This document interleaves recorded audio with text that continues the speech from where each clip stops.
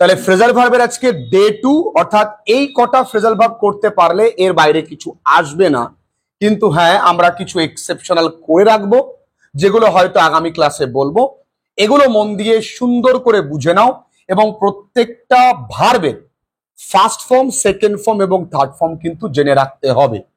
যেমন লুক, আমরা প্রত্যেকেই জানি লুক মানে তাকানো। তাহলে লুকের তিনটে ফর্ম কি? লুক, লুকড, লুকড আমরা জানি। তাহলে লুক আফটার মানে কি? দেখাশোনা করা, টেক আফটার। তাহলে টেক আফটারও কিন্তু একটা ফ্রেজাল ভার্ব বা টেক কেয়ার, ঠিক আছে? আচ্ছা, টেক আফটার নয়, সরি, টেক কেয়ার। তাহলে লুকের ফ্রেজাল ভার্ব প্রথমটা যদি আমরা দেখি, লুকের ফ্রেজাল ভার্ব লুক আফটার। এই লুক আফটার মানে টেক কেয়ার, অর্থাৎ যত্ন নেওয়া, দেখাশোনা করা। আচ্ছা, look down upon, look down upon মানে ঘৃণা করা বা ডেসপাইস। কি হতে পারে? হেট অথবা কি ডেসপাইস। পরীক্ষায় কিন্তু এটা দেওয়ার চান্স বেশি থাকে, কারণ হেট মানে আমরা প্রত্যেকেই জানি, কিন্তু ডেসপাইস মানে আমরা জানি না। আচ্ছা, লুক ফর, লুক ফর মানে search, very good. Look into, look into মানে তদন্ত করা, ইনভেস্টিগেট। তাহলে যদি ইনভেস্টিগেটিং থাকে তাহলে কি হয়ে যাবে মাগো? Looking into. আচ্ছা, লুক ওভার আর লুক থ্রু দুটো মানেই এক্সামিন, পরীক্ষা করা। Look over and look through দুটো মানেই কি? এক্সামিন বা পরীক্ষা করা।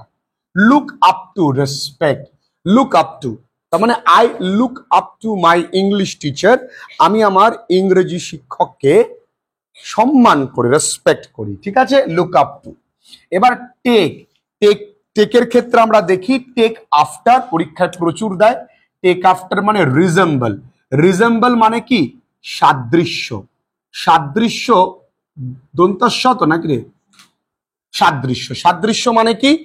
অনেক অনেকের তো এখানে তোমাদের ধরো তোমাকে তোমার মায়ের মতন দেখতে, তাহলে ইউ রিজেম্বল ইয়োর মাদার। অনেক সময় হয় না যে অনেক ছেলেরা মায়েদের মতো দেখতে হয়, মেয়েরা বাবাদের মতো দেখতে হয়, তাই না? তাহলে তাহলে এখানে টেক আফটার মানে কি মা? রিজেম্বল, সাদৃশ্য, একই দেখতে, মনে রাখবেন। আচ্ছা, টেক ডাউন মানে কি? আসলে লেখা, রাইট, ঠিক আছে? টেক অফ মানে খুলে ফেলা, রিমুভ। টেক আপ মানে কি? টু বিগিন এ হবি, কোনো শখ বা কোনো কাজ শুরু করা। টেক অ্যাবাক মানে সারপ্রাইজটা অনেক পরীক্ষায় কিন্তু দিয়ে থাকে, অ্যাডভান্স যদি পরীক্ষায় আসে তবে দিয়ে থাকে। টেক অ্যাবাক মানে কি? সারপ্রাইজ, অ্যাস্টনিশড বা হতবাক। টেল আপন মানে আমি আগের দিনও করেছিলাম, টেল আপন মানে অ্যাফেক্ট, তাই না? মনে আছে? আমরা আগের দিন করেছিলাম অ্যাক্ট অন অ্যান্ড আপন, তার সঙ্গে টেল আপনও বলে দিয়েছিলাম।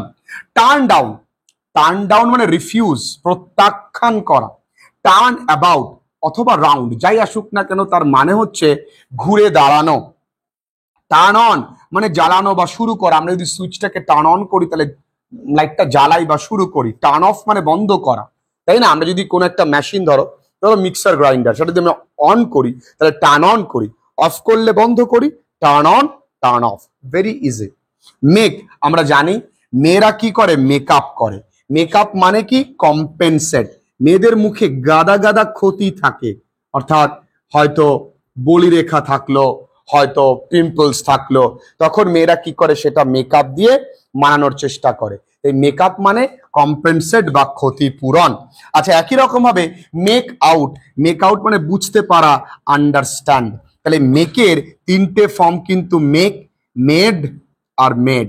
একই রকম ভাবে টার্ন, টার্নড, টার্নড, টেল, টোল্ড, টেক, টুক, টেকেন, এগুলো কিন্তু তোমাকে খেয়াল রাখতে হবে। আচ্ছা, মেক ইনটু, মেক ইনটু মানে ট্রান্সফর্ম, পরিবর্তন করা।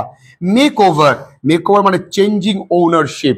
মেক ওভার, দেখবে দোকানের মেক ওভার করে, হয়তো চায়ের দোকান ছিল সেটা এখন কেকের দোকান হয়েছে, তো চেঞ্জিং ওনারশিপ, ঠিক আছে?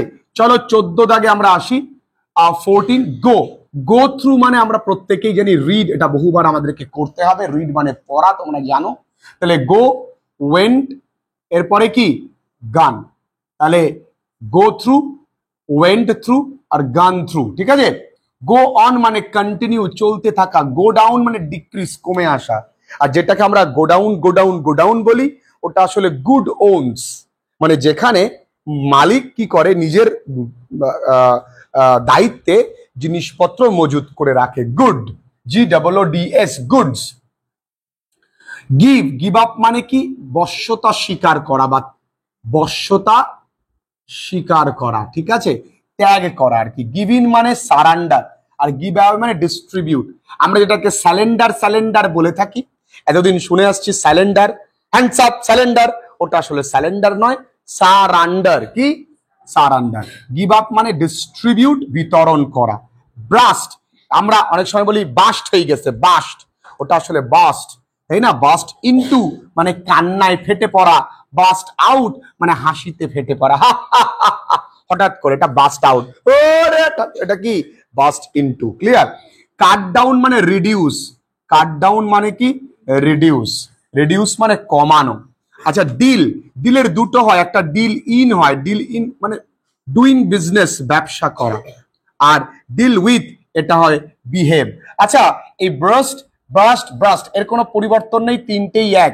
যেমন হেটের কোনো পরিবর্তন, যেমন কাটের কোনো পরিবর্তন নেই, কাট, ফুট, এই বাস্টেরও কোনো পরিবর্তন নেই। গিভের তিনটে কি, গেভ আমরা জানি, গিভেন। আচ্ছা, ডিল কি হবে, ডিল, ডেল্ট, আবারও ডেল্ট, ঠিক আছে। ডু, ডিড, ডান আমরা জানি। ডু অ্যাওয়ে উইথ, অ্যাবলিশ বন্ধ করা, আবলিশ নয়, বন্ধ করা। ফল আউট, তাহলে ফল, ফেল, ফলেন। ফল মানে কি, ফল মানে পড়ে যাওয়া, আর ফল আউট মানে ঝগড়া করা, যেটা মেয়েরা অত্যন্ত এক্সপার্ট।